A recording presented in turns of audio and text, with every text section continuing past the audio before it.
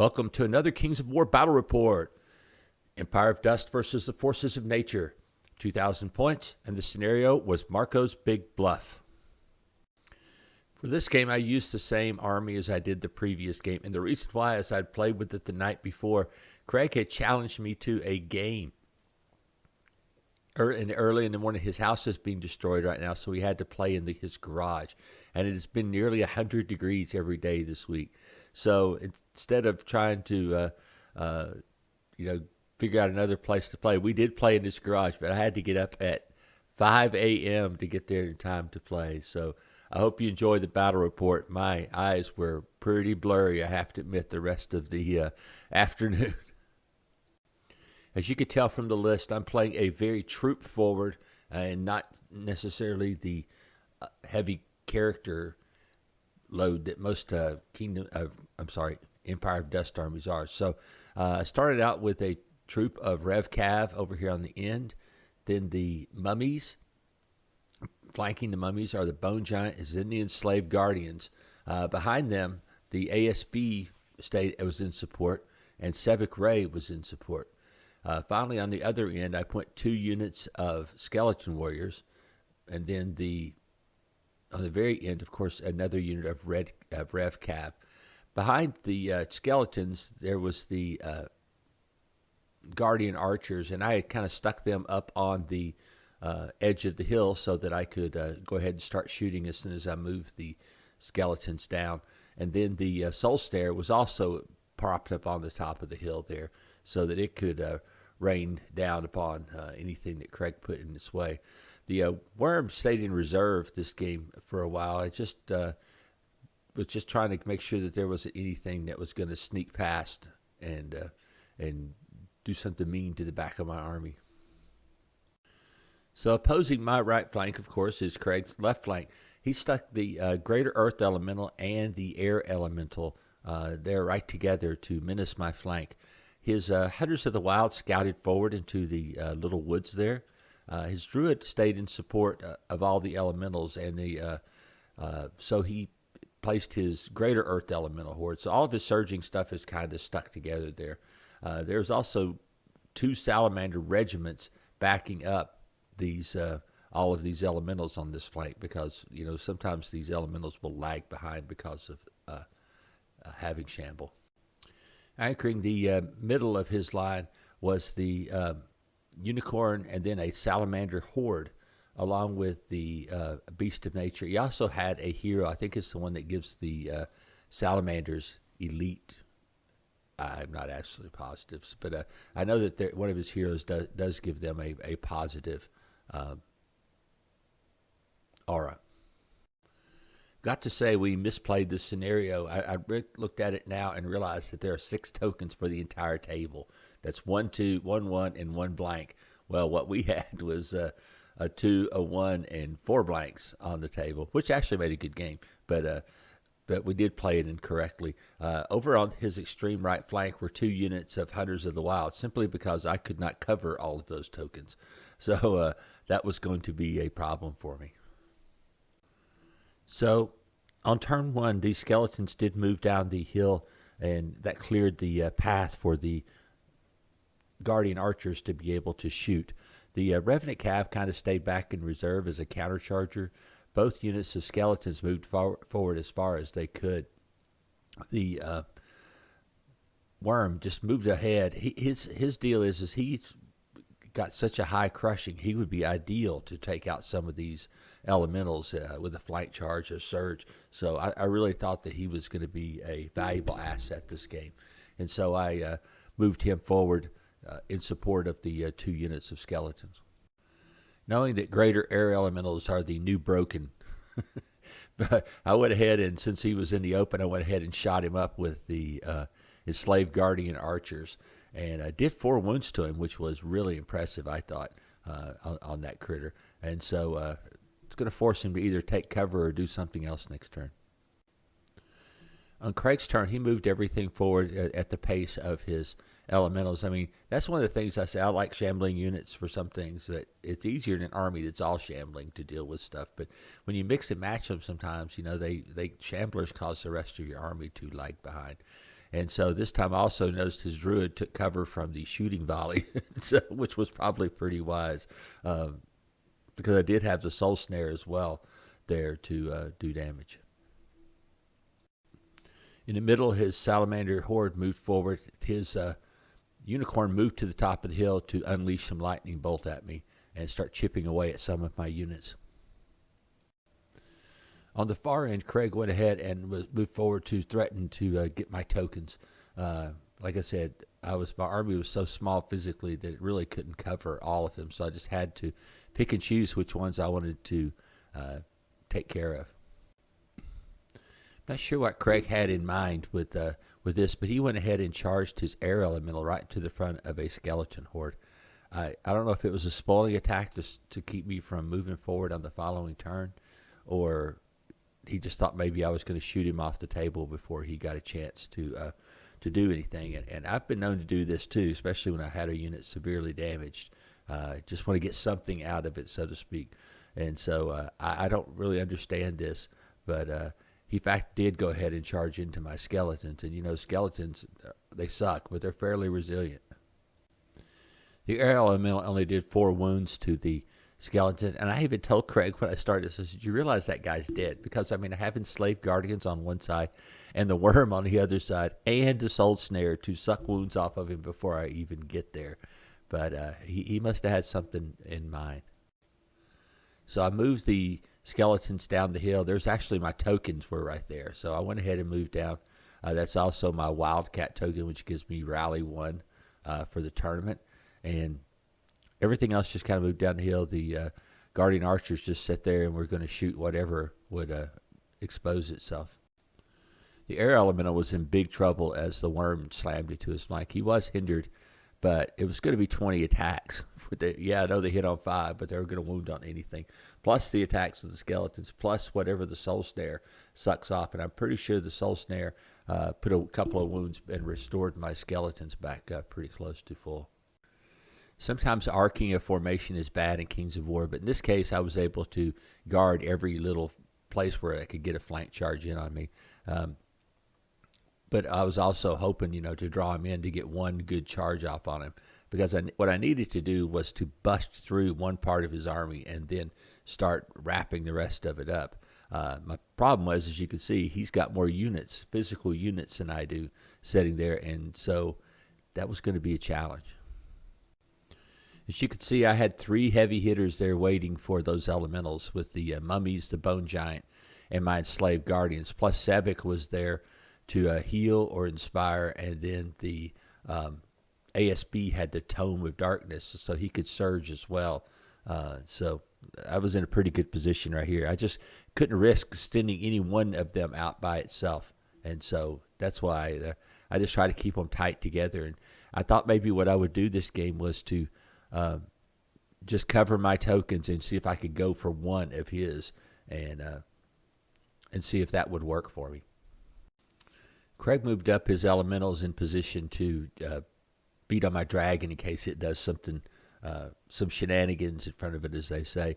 His Hunters of the Wild moved up in range enough to charge it on the next turn and hopefully pin it down or even kill it, because worms are not heavily armored, and they don't hit. They've got a lot of swings and they hurt, but they don't hit especially well, hitting on 4s. So Craig moved up to lay a trap for my dragon in case it decided to move forward. So the rest of Craig's army moved to the top of the hill, trying to get that middle token, or at least to see what it is. They all were angling as well, and the problem is with this, as you can see, if you're in arching, there's actually is a spot in there where you could potentially get a flank charge by just having that one unit that's in the middle just a little too far forward. But there was just too much support around it to attempt anything that silly. So over here on Craig's right flank, he moves up and takes my token in the woods. It was a 1-point token. Like I said, I couldn't cover everything, and you could only place them so close to each other. The Beast of Nature went ahead and moved up in support of that. He's going to start trying to get into my flank. And like you said, that's why I kind of arched the army, because I did see that big sucker coming. In my turn, I just kept pushing the skeletons forward as far as I can, because I knew that those elementals, even if they got into me, would have a hard time killing that unit in 2 turns because they hit no 4s.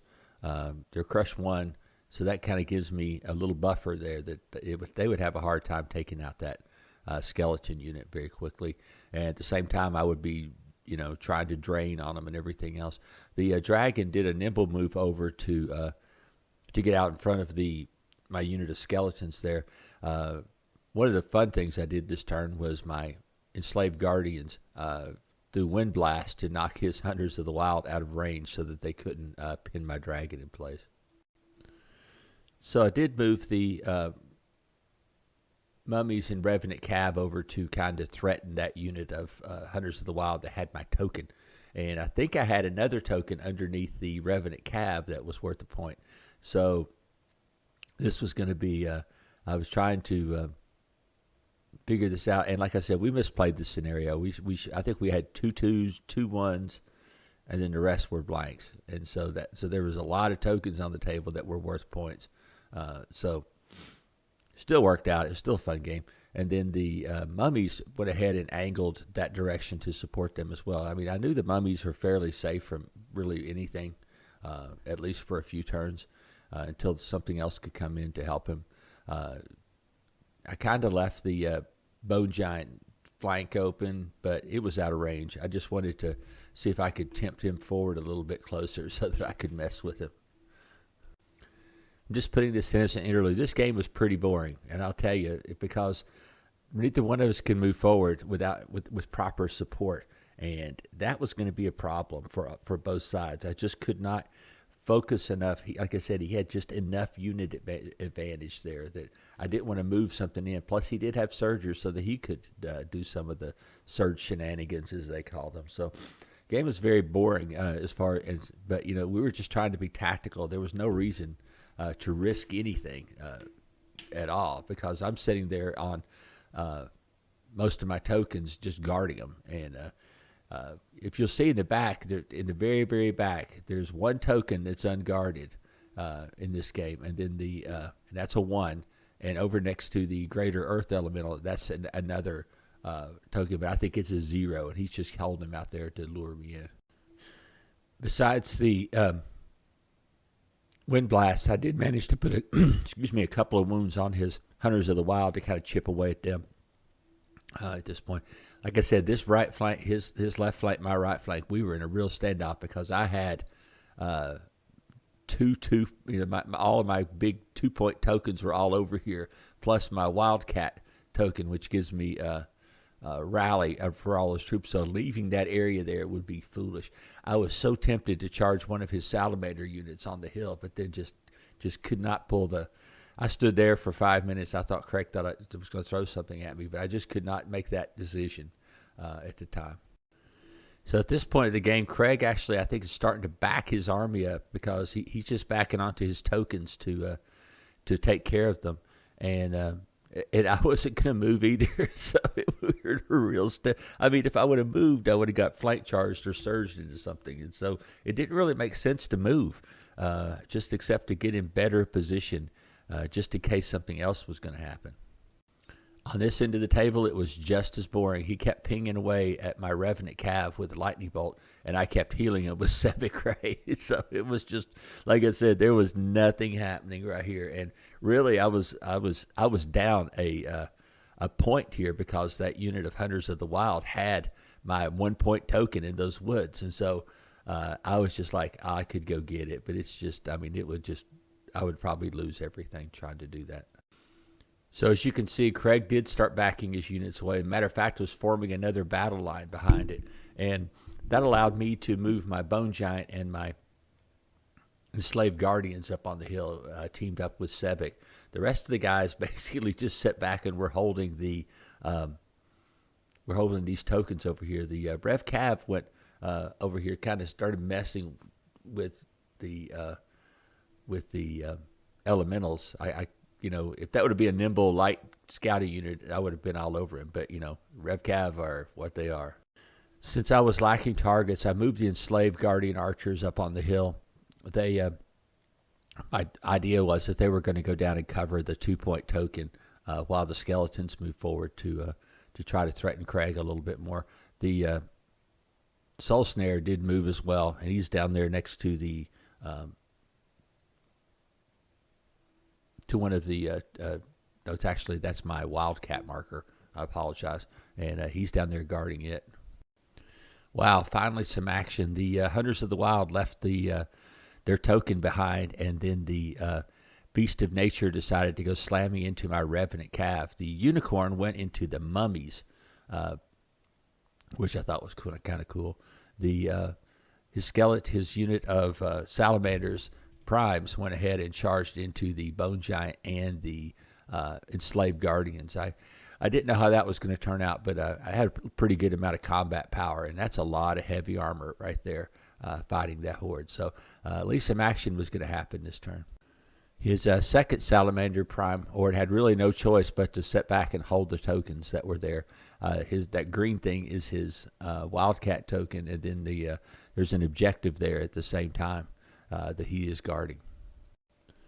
So I moved my worm up to threaten the flanks of all that stuff, and Craig just bolted into him and charged him in the flank. It was going to easily kill him. But the idea was I was trying to just get somebody out of position to exploit something. And that was the deal with the allowing the worm. It was just basically sacrificing him like a pawn. Here you could see how my plan was forming. I was going to be able to get into the Greater Earth Elemental and at least hold him in place for a while. The big thing I was trying to do, and you can see it's working, is the Revenant Cav is up there trying to get to those tokens that are in the very back of the table.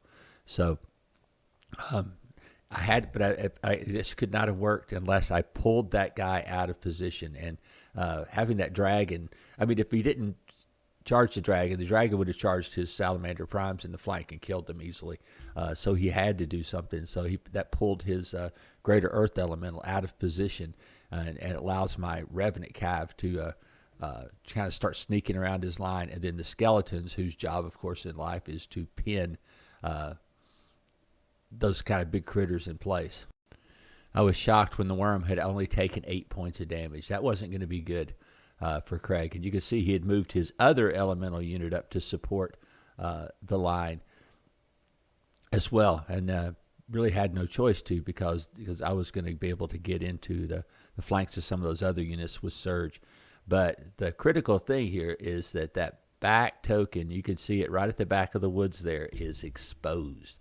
And that's what I wanted to have happen by threatening everything forward. It was to pull the units away from the tokens because I had to. Otherwise, I would be killing his units and just going to get the good tokens in the middle. Believe it or not, the Beast of Nature and the Hunters of the Wild, despite 17 attacks, managed to do a paltry 6 wounds. And then it wasn't a Snake Eyes. It was just a really low roll on the Revenant Cav. Revenant Cav are tough because they have armor 5. And then the Unicorn does 2 points of damage to my mummies, which kind of astounded me. The Bone Giant took 2, and then I forgot why he took 2 from. Probably Lightning Bolt or something before. And the Enslaved Guardians only took a couple of points of damage from the Salamander Prime Horde. I had no choice but to go ahead and move my skeletons into the fights with the elementals. I just needed to hold them in place. I didn't need to kill them. I think this is turn 4 or 5, and I just needed to hold them in place. I did not need to kill those guys. So that's what I did, and you could see the Revenant Cav still sneaking slowly around the back of the army. For the life of me, I do not understand why he left my dragon alone. I just don't remember what was going on there. I mean, it's just drawing a blank of why the dragon is still alive and he's fighting skeletons. So maybe it's because he thought he could go down here and get this 2-point token, and that kind of makes sense to me in a way. So that's probably why, but I just don't recall. So now I recall why the Giant and the Enslaved Guardians have different hit points and damage. Those were 2 regiments. They just stuck together. I thought they were a horde. But that makes sense of why they would take separate damage to each other. Between Life Leech and Sebek Ray's healing, they brought the Revenant Cav back up to 3.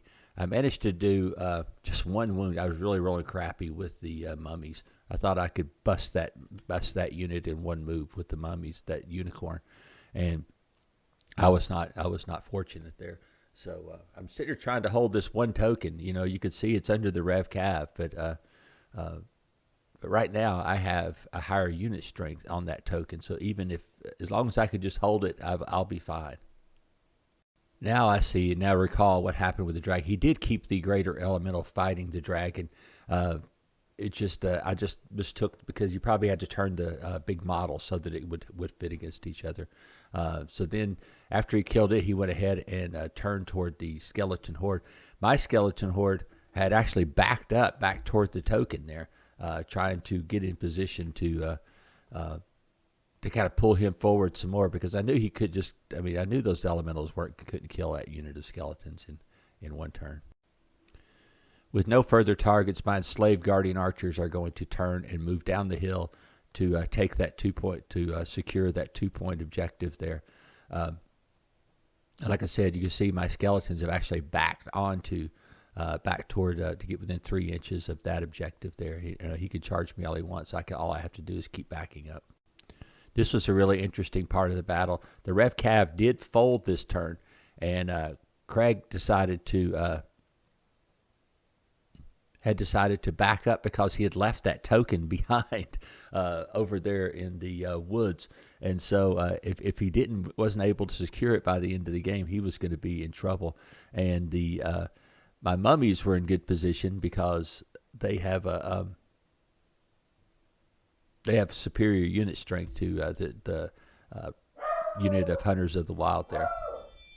So this is the key picture of this entire battle. I know it's been kind of a boring battle, but the Revenant Cav charged into his druid, who is guarding that last little token. I pulled his elementals far enough away that they couldn't cover, move back and cover the help with the unit strength on that token. And then in my turn, I also just back the skeletons the rest of the way backwards and pick up the token there that's the 2-point token. So this was really strange, but I really thought this game that I had lost it, and it turned out in the end that I had won by 1 single point. This battle was very, very, very tight. What really worked in this game was that Craig held both of his big tokens over on his side of the table, plus the one that he had backed, the Beast of Nature, back to get a hold of that last token. So that gave him 5 points. Well, I had maintained my 2 points on this side of it with my skeletons and my enslaved guardian archers, and then the mummies had outnumbered his Hunters of the Wild next to the token that was on this left side of the battlefield. And the deciding one was when my Rev Cav on the last turn of the game went ahead and charged into his druid. He did not kill the druid, but it didn't matter because it was the last turn, and we rolled, and it was turn 6. And the Revenant Cav took that one token or one objective, and I won the game by a single point. That was just, I just knew I'd lost. I just started looking around the table. I was like, oh, wow, I didn't really do anything the whole game. But the big thing, I think, tactically was just getting to pull Craig out away from his that token over on that flank. And he was trying to do the same thing to me over here on my left flank. So I had stouter units as far as I did. There probably weren't stouter units, but the mummies are pretty effective at just holding stuff. Not exactly offensive juggernauts, but they're pretty good at holding stuff. So really, like I said, a really tactical game. I mean, there's parts of the game I looked at, I said, I ain't moving. And he basically said, I see no reason to move. And I was like, yeah, I mean, I get it. Finally, I just had to stick some units up in his face and caused him to go ahead and charge. But I was fairly confident in my units that they could. I mean, a regiment of Salamander Primes is pretty good, but it can't take down a Bone Giant or a unit of enslaved Guardians. I mean, they're just too tough of a unit. And then, of course, with the Life Leech and the Sevic could heal. I mean, there were those regiments of Salamander Primes weren't going to get through those two units. So I felt pretty good about it. And the thing was that Craig had to keep his horde of Salamander Primes back simply because he needed to. They were such a big unit they could hold two tokens at the same time or two objectives at the same time. So, like I said, a very tactical game.